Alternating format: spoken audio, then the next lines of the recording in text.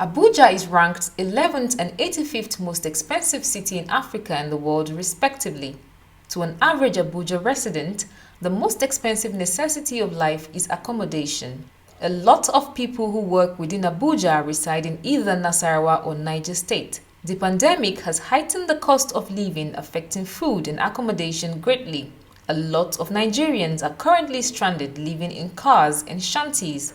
Like to get a single room self-contained, you have to pay like 500, 700 in town. If you're going to like look for a house outside town, you have to spend like 300, 400. And the stress of coming to town is terrible. Like you can't meet up to your timing for the office and all that. Even the agents, before they will take you to where to a house that you like, you have to pay them. Like if you are to use like 5 agents a day, you have to pay them like 2,000 each. The ones I've been seeing are too costly. It was hell because sleeping from one friend's house to the hotel, from the hotel to another place, all these kind of things. My things are all scattered.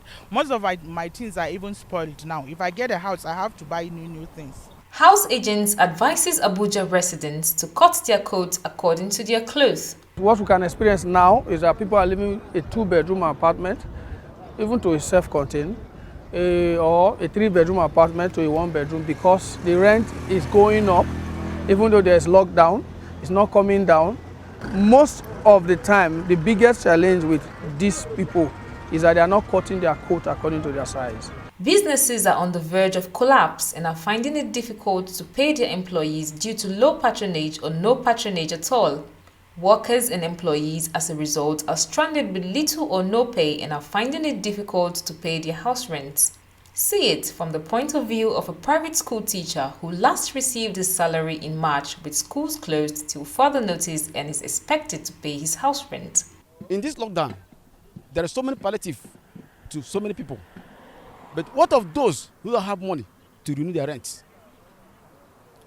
What of those who even their business have already locked down? The hope is only on their business to renew their rents. And the worst part, the palliative supposed to go to the tenants. NAC, which is our mouth, our voice, supposed to even talk to the government to plead with the landlords to reduce money from the tenants for this COVID-19. As I'm talking to you right now, if you go to court, there is so many house case in the court. Why? Because tenants cannot even renew because there is no money. Even though they will pay, at least they're supposed to give at least 4 or 5 or 6 months free, or just to alleviate the problems of the paying house rents in this situation. We want government to come in so that maybe they can help us, because most of the houses are even empty. How are we, all these landlords can do something about their houses so that they can cut down the prices? It's really stressful. How much is our salary?